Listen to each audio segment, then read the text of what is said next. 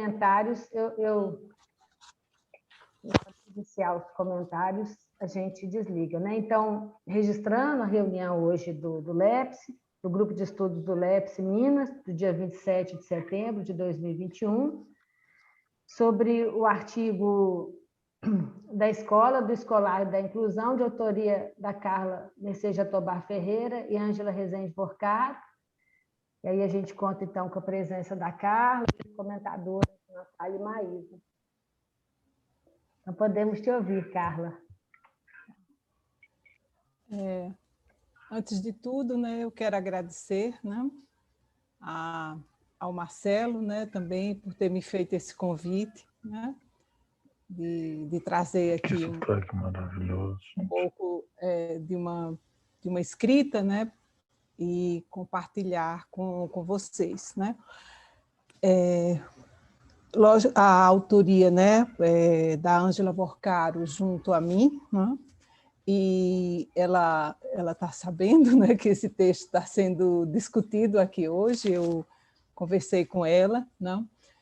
Ela quis vir também fazer parte da discussão, mas ela tem consultório exatamente nesse horário, não? E à tarde, geralmente, pega parte da tarde e vai até à noite, então ficou difícil para ela, como diz, poder estar aqui com a gente, né? Mas me autorizou a representá-lo também, né? Pela escrita, né? E pela discussão. Então, eu gostaria de começar, né? Colocando isso, né? O texto, o artigo, ele apresenta três, né, divisões, né, que estão a tentativa de precisar, né,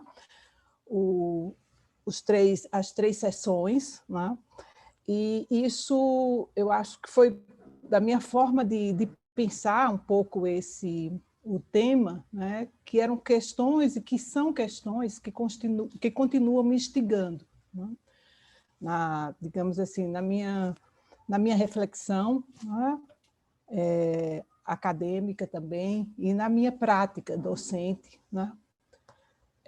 Eu sinto que sempre nas minhas aulas, nas minhas orientações, essas três questões sempre estão ali, né, meio que conversando, discutindo comigo, brigando comigo também internamente, sabe? Então, sempre sempre em construção, digamos assim, né? Então, eu vou começar um pouco, abordando um pouco da introdução, porque é onde eu trago o Milner, né, com base no livro dele que chama De l'École, né, e a gente traduziu por Da Escola. Esse livro, diferentemente de outros do Milner, não foi ainda traduzido para o português, né? E ele ressalta uma questão que para mim foi muito importante, é dizer que a existência da escola está sempre vinculada à existência de saberes que são transmitidos por um corpo especializado, né, em um lugar específico.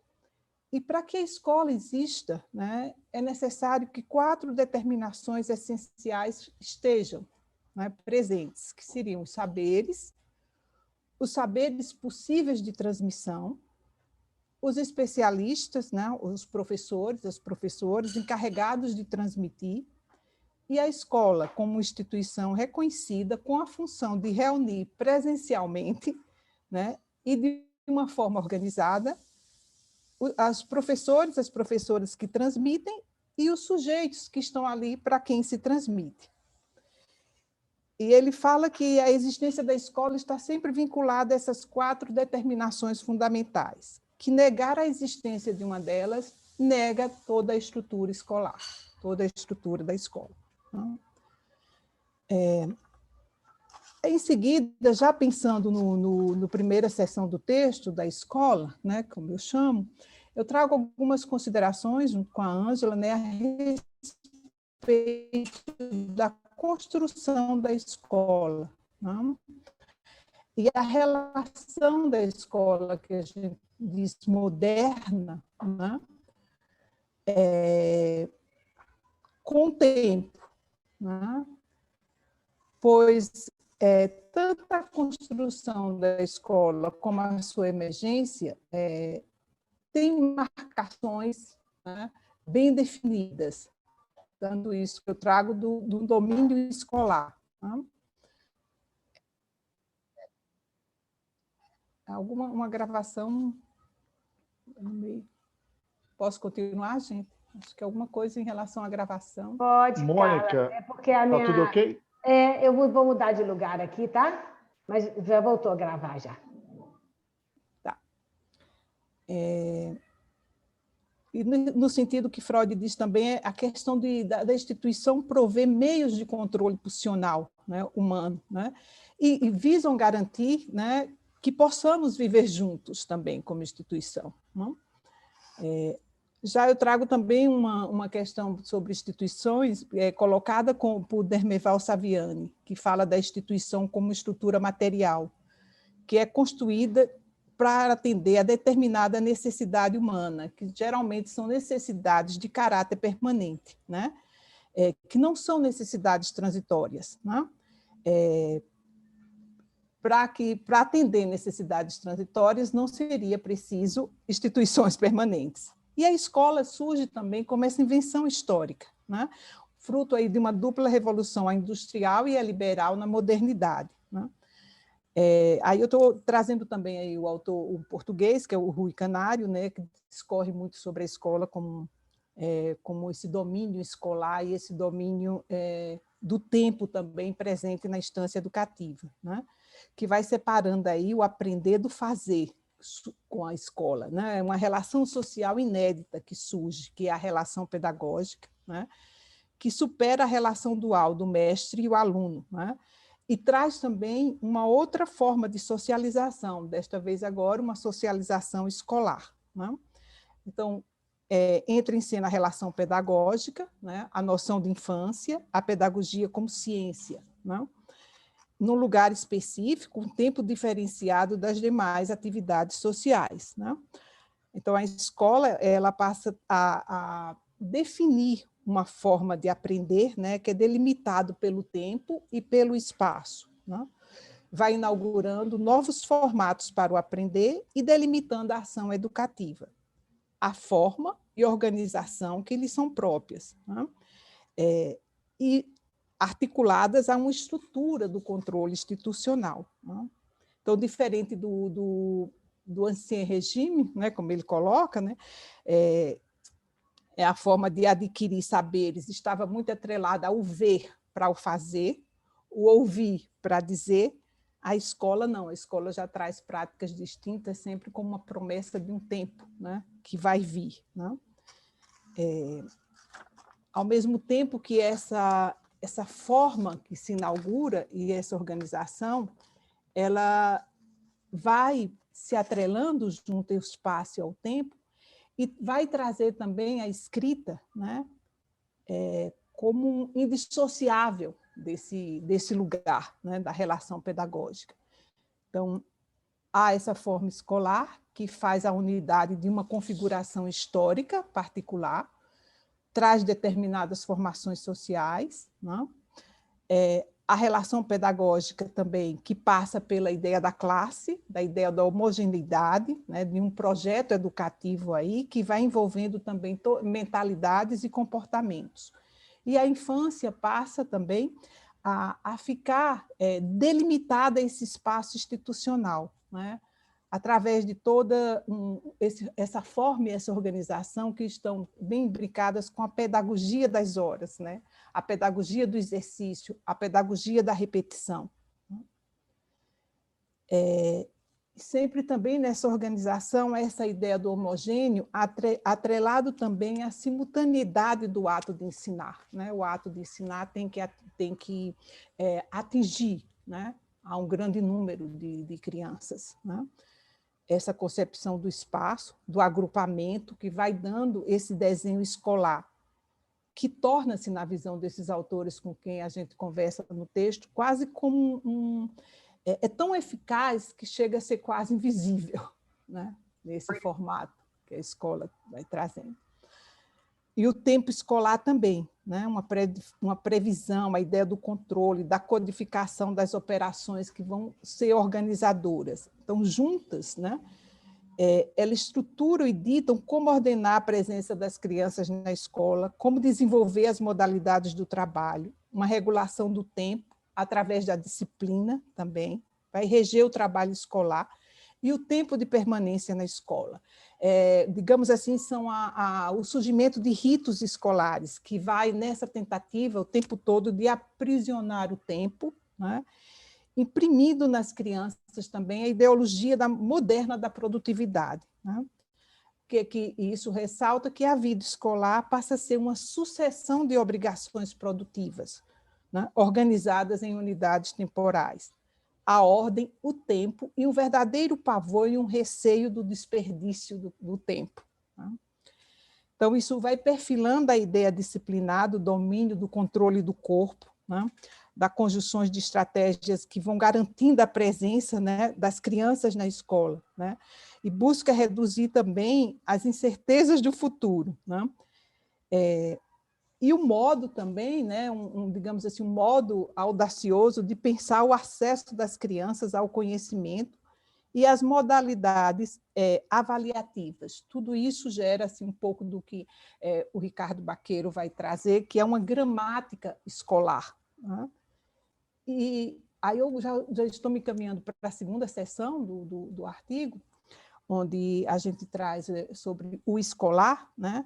É como se todo esse aparato da escola moderna tem também aí um efeito, né?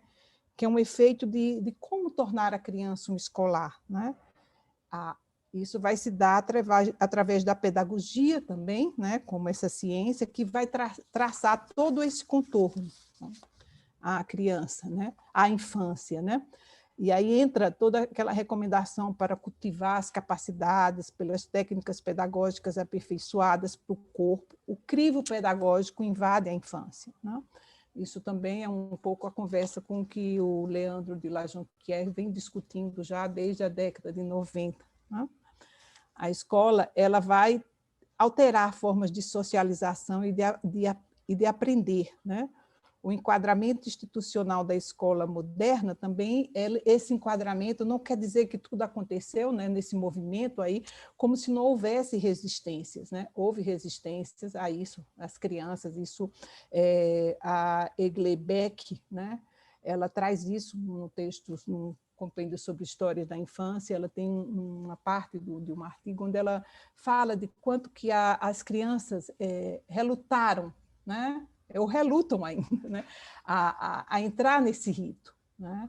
A fazer, digamos, a tomar parte, a domar esse corpo, né? O tempo todo, digamos, na forma como o rito, no sentido estrito da palavra, nesse domínio pleno de que não deixa espaço nenhum para o imprevisível, para o que eles estão chamando de desperdício, né? As crianças relutam isso, basta saber o que é que acontece com uma turma de crianças de 6 anos que ingressam no primeiro ano do fundamental, até mesmo as crianças que estão na chamada educação infantil, onde não se abra espaço para outras formas, né, de pensar a infância, de trabalhar a infância, né, através da questão dos jogos simbólicos, da ludicidade, quando tudo isso se despreza, né, é desprezado. Mas o que acontece nesses ritos de passagem, nessa questão das crianças, digamos assim, serem capazes de interiorizar esses códigos escolares? É como eu falo que é como se há ali um ponto de enredamento dos dois lugares, né? O escolar, né, ele vai se entrelaçar à figura do aluno, né? Aquele para quem se interessa o conhecimento, né? E aí a ser possível esse entrelaçamento, né, há aberturas para que a criança, nesse caso o aluno, entre na cadeia de transmissão dos saberes. E a partir daí eu já passo então para o terceiro ponto, né, a questão aqui do tempo, dos meus 10 minutos, né, onde eu vou discutir um pouco a respeito da inclusão, né? como que no projeto da educação inclusiva, como ficam essas questões, né, desse lugar do aluno, do lugar do escolar com o aluno, né? E discuto um pouco como, da literatura, o Einskog, que é um autor inglês que vem trabalhando a questão da inclusão, tem uma obra bem famosa, é Como Tornar a Educação Inclusiva. Eu trago algumas questões relacionadas ao pensamento dele, né? Na ideia do que é educação inclusiva, o que significa o verbo tornar, o que significa o vir a ser, né? A ideia da promessa embutida nesse tornar, né?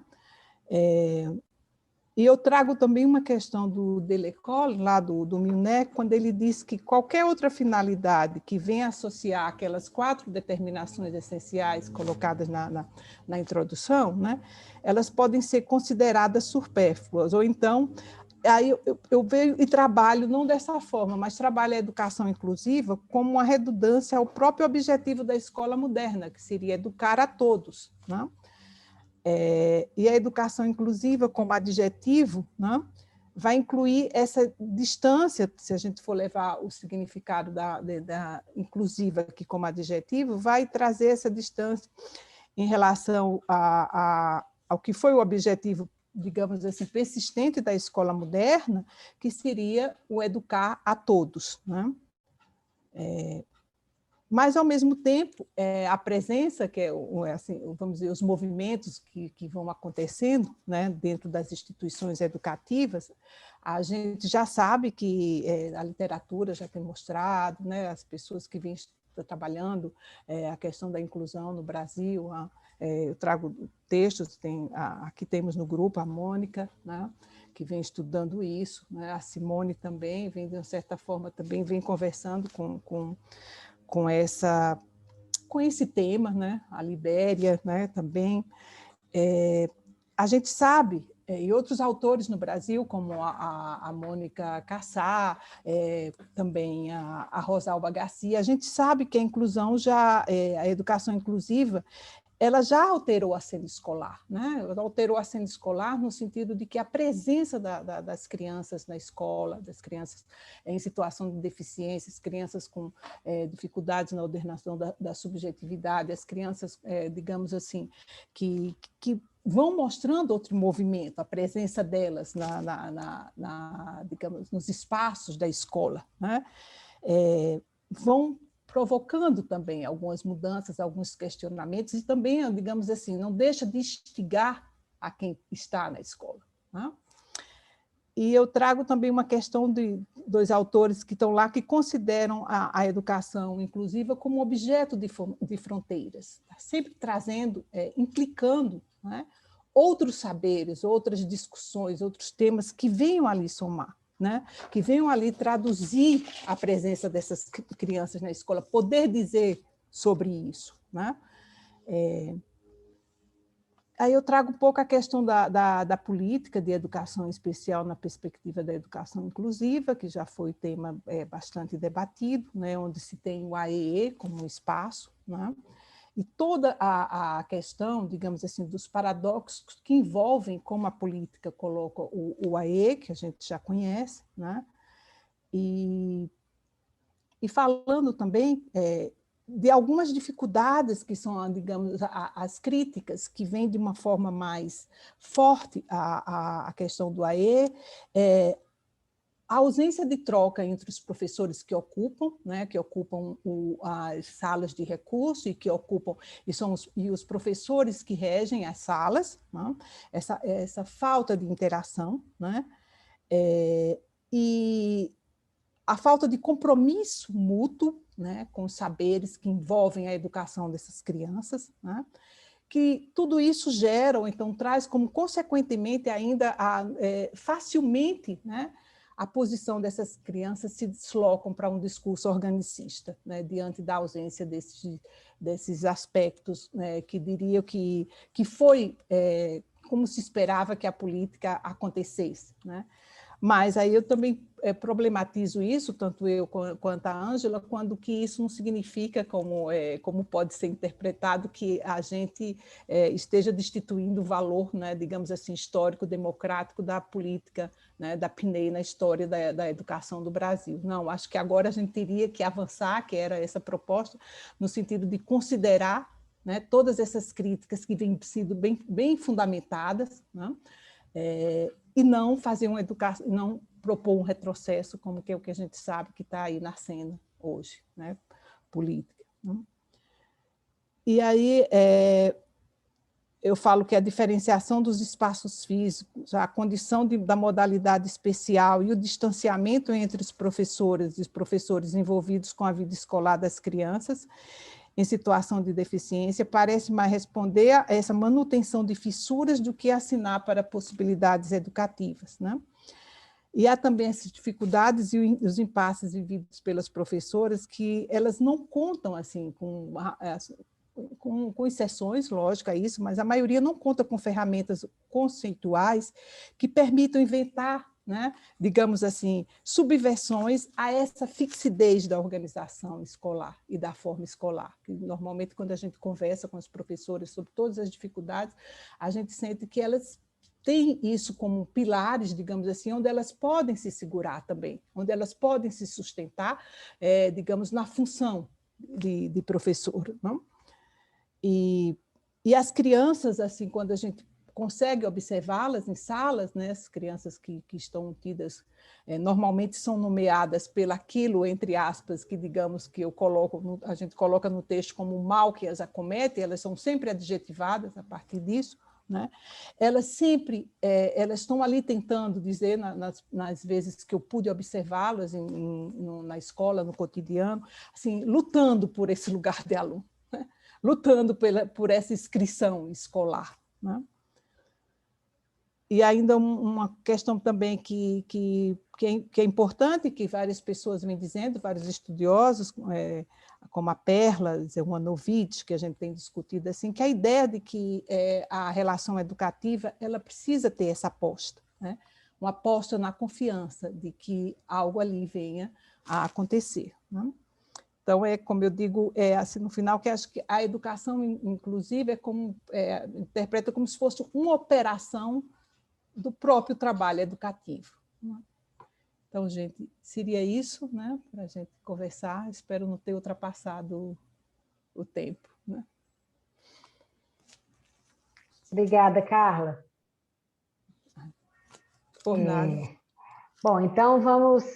não sei quem que falaria primeiro, se é Maísa ou Natália.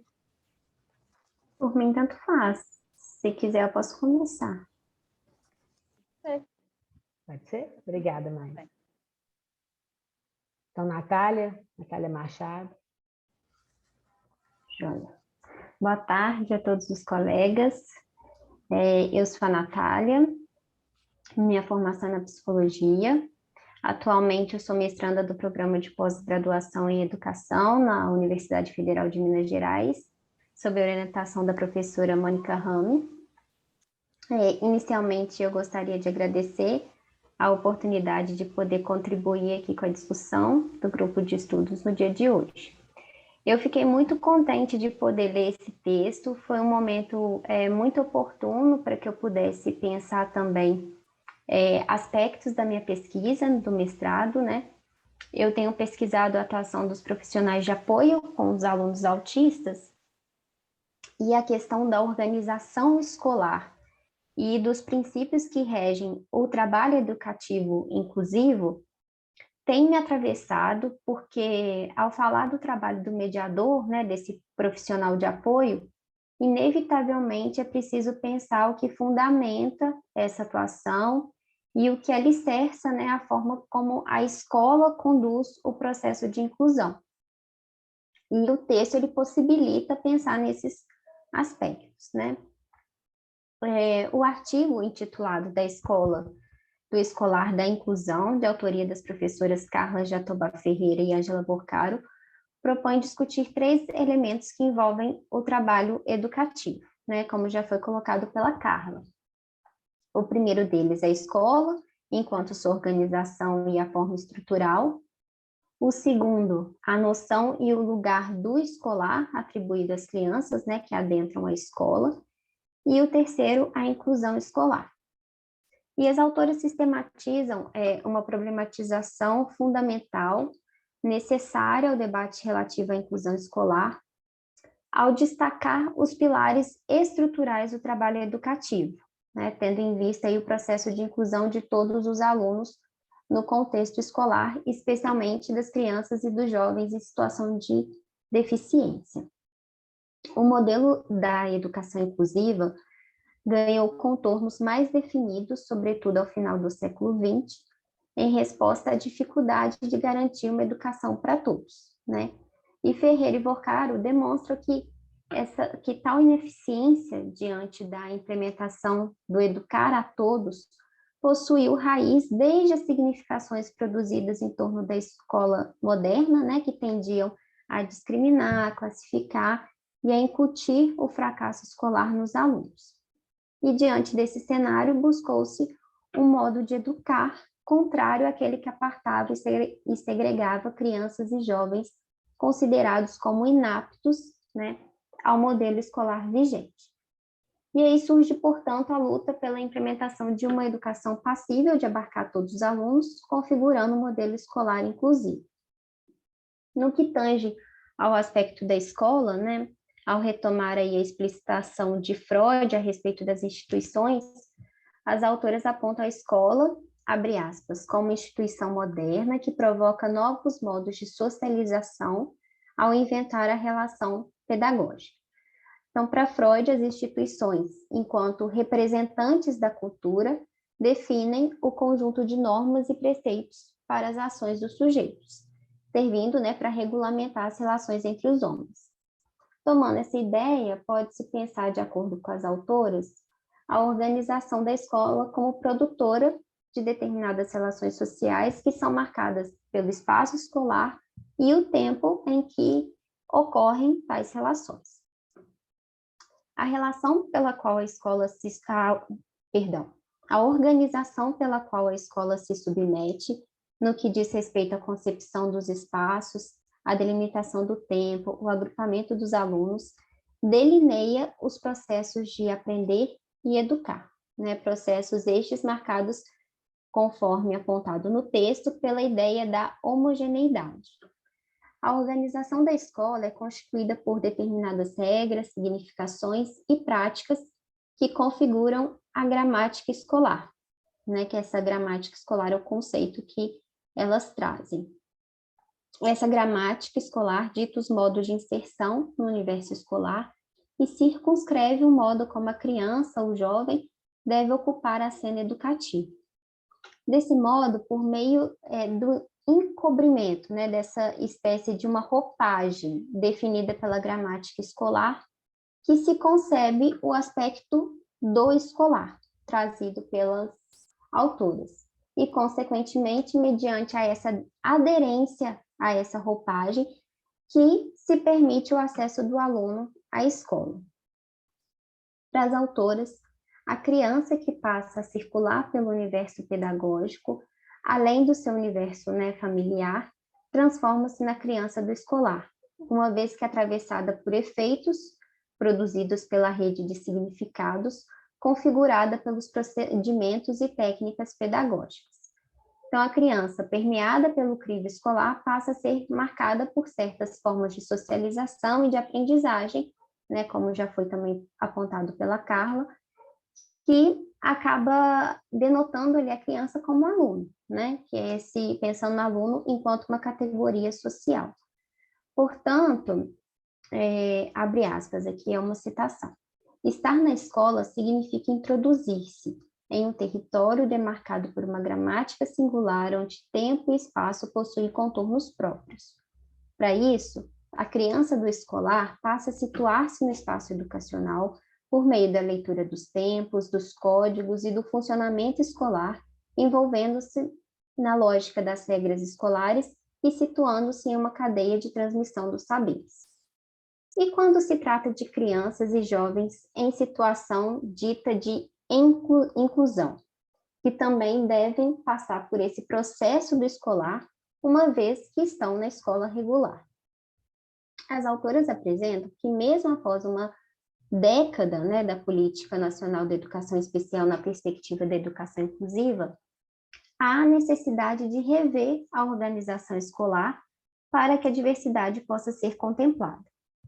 A efetivação da educação inclusiva implica a reformulação organizacional da escola, diferentemente do paradigma da integração, que não mirava nessa reavaliação escolar.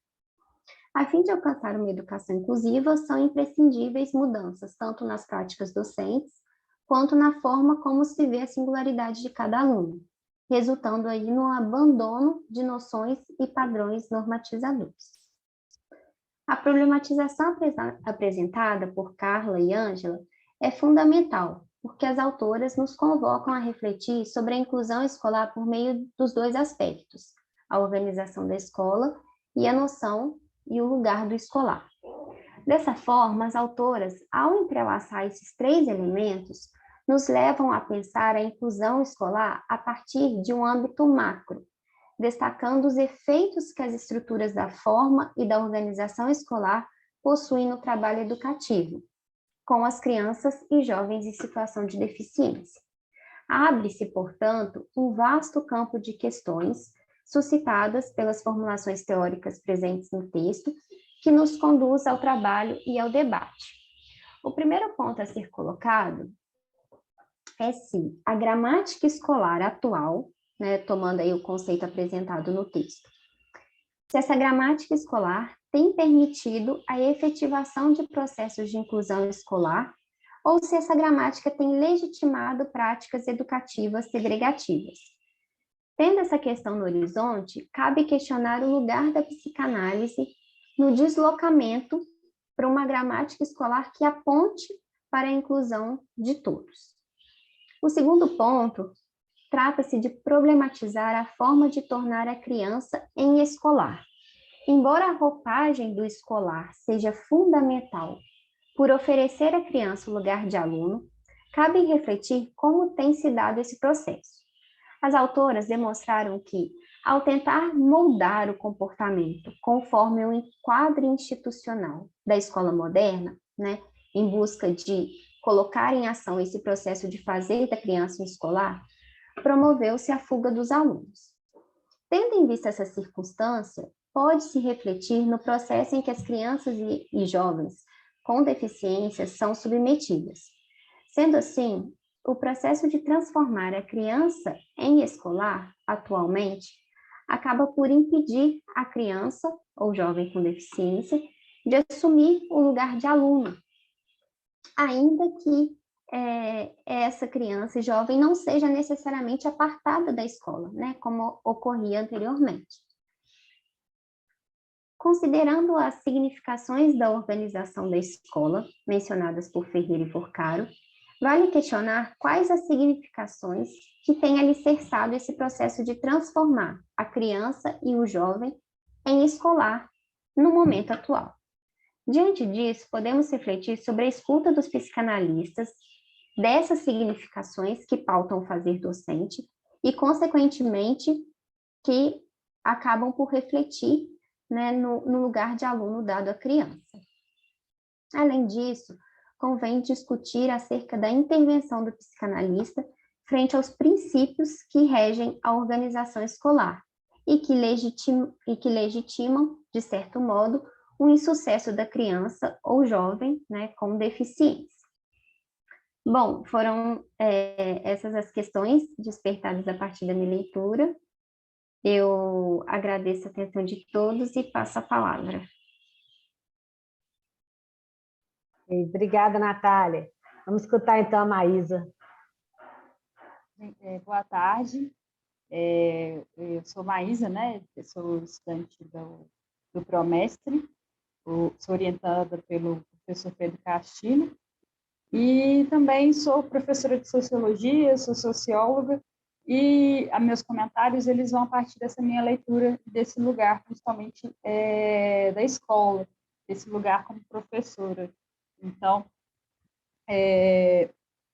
me chamou a atenção e gostaria de trazer aqui no meu comentário muito mais pontos que eu acredito que vão ser relevantes para a gente continuar a discussão. Acho que esse já foi bastante colocado. Então, gostaria de trazer alguns pontos assim a partir desse meu lugar, dessa leitura que eu fiz a partir disso. A primeira questão, assim, apesar de ser um tema que, de certa forma, não diferencia-se bastante da minha atual pesquisa no mestrado, essa discussão sobre pensar uma escola moderna acaba coincidindo, então isso me chama bastante atenção. E então, de pensar isso, né? Essa escola nesse lugar, a escola que ela sempre vai ter o seu contexto, o seu tempo, e a partir disso vai se constituir como uma instituição.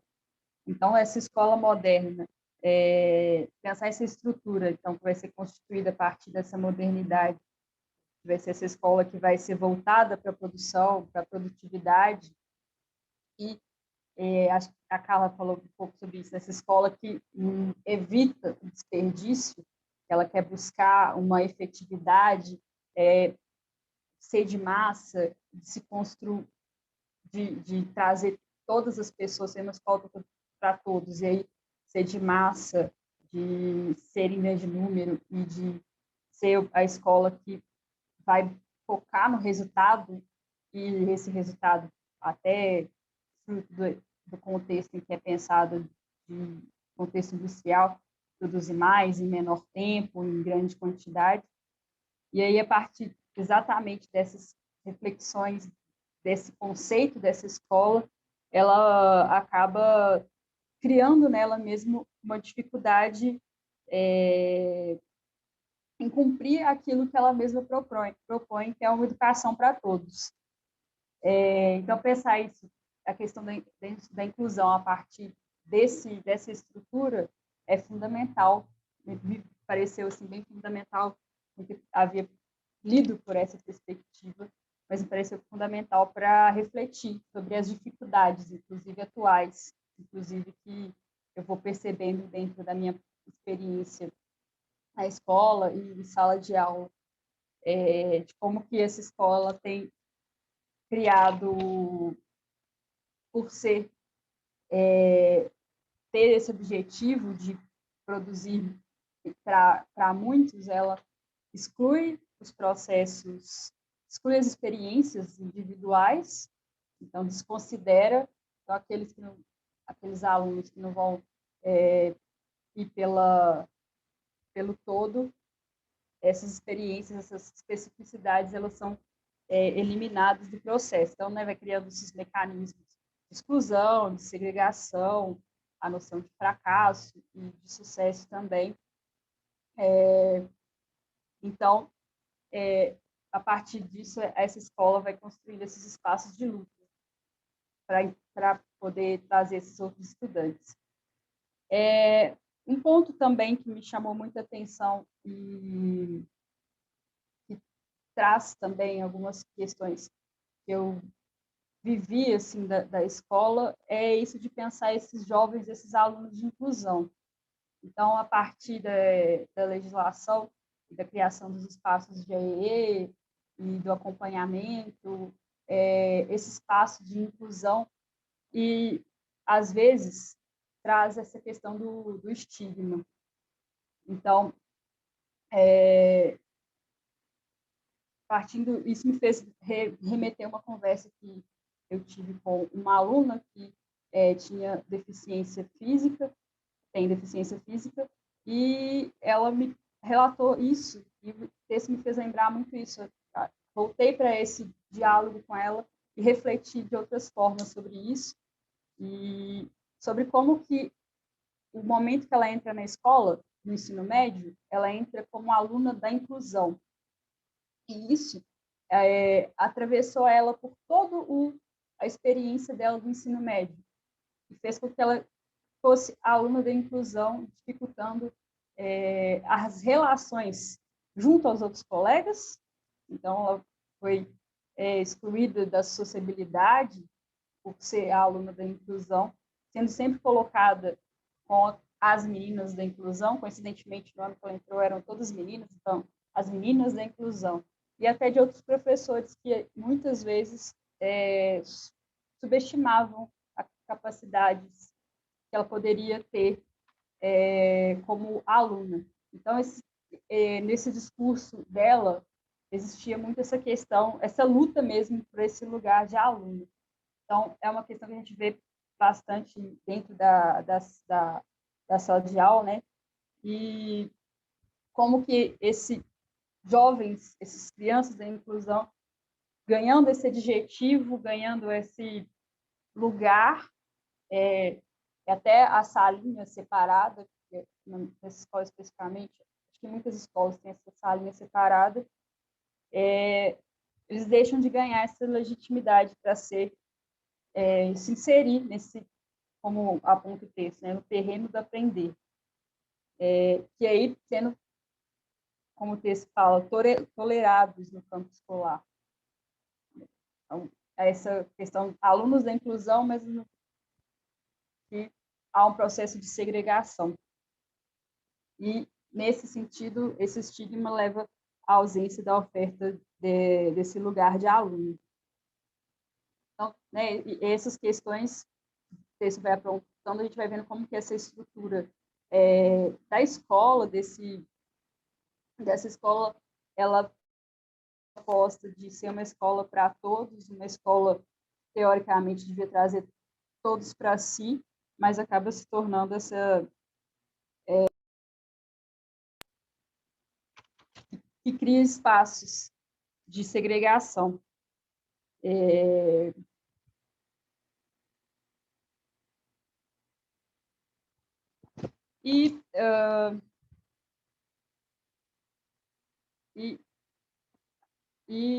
Sobre a questão atuais, né, das possibilidades atuais que existem da escola e o espaço de AEE, é bem relevante pensar sobre esse lugar desses professores a gente, na escola, acaba chamando de professor de apoio, até, né, um nome que diz um pouco sobre esse lugar que é colocado. E aí o texto traz como que eles são deixados a sós. Não há um diálogo, então fica muito separado, né? O AEE é uma modalidade de educação especial dentro da própria instituição escolar. E não há diálogo entre o professor das disciplinas, pensando aí no ensino médio, e esse professor do AEE. Então, é uma coisa só que está dentro do ensino, dentro da escola, mas bastante descolada, bastante... Acho que o texto traz uma palavra interessante, né? Eles são deixados a sós, estão distantes. E o que o texto também aponta, né, e é visto na experiência, é essa ausência de troca também. Então, a gente, como professor de disciplinas, raramente tem acesso a laudos, a conhecer melhor esse aluno. Quando a gente tem acesso, é essa coisa muito médica, é colocado para esse lugar. Raramente é pensado quais as habilidades desse aluno. Então, é só colocado as não capacidades, o laudo médico, então, esse processo de medicalização, que se coincide bastante com esse lugar da escola. E, por fim, assim, que é relevante a gente pensar e me fez refletir bastante aqui, o texto sobre, então, né, mais uma vez pensando nesse lugar como professora da educação básica, e a gente vai lendo, pensando sobre que há essa estrutura, então todas essas não inclusões, elas vão vindo dessa consequência desse tempo, desse conceito que que a escola tem ainda de produtividade, de ausência de individualidade, de nunca pensar o processo individual da aluna, mas pensar ele massificado. Então, isso, né, lendo, a gente vai pensando, tá, como fazer, né, que dá para, como pensar, então, dentro dessa escola, outras possibilidades. Então, acho que o texto traz, claro, né, não há nenhuma resposta pronta, nenhuma receita, assim, mas essa reflexão que só vai ser possível quando se fazer furos nessas expectativas imaginárias que estão dentro dessa lógica que o texto também aponta da pedagogia. Então, é furar essa ideia de pedagogia, furar essa ideia do escolar, do pedagógico, e trazer outras expectativas, outras possibilidades, e reconhecer esses outros alunos. Assim.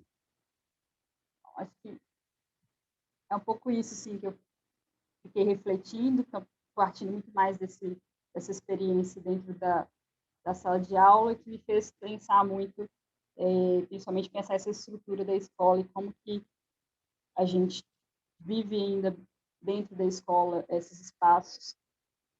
Apesar, como a Carla trouxe, né, a gente tem que pensar formas para além do que a gente tem. A crítica, pensar a crítica, acho que isso é muito interessante dentro do texto que tem da fala da Carla também, a gente pensar a crítica para a gente poder trazer outras para a gente avançar, e não como temos visto agora para regredir. Obrigada, Maísa. Bom, pessoal, vou parar então de gravar.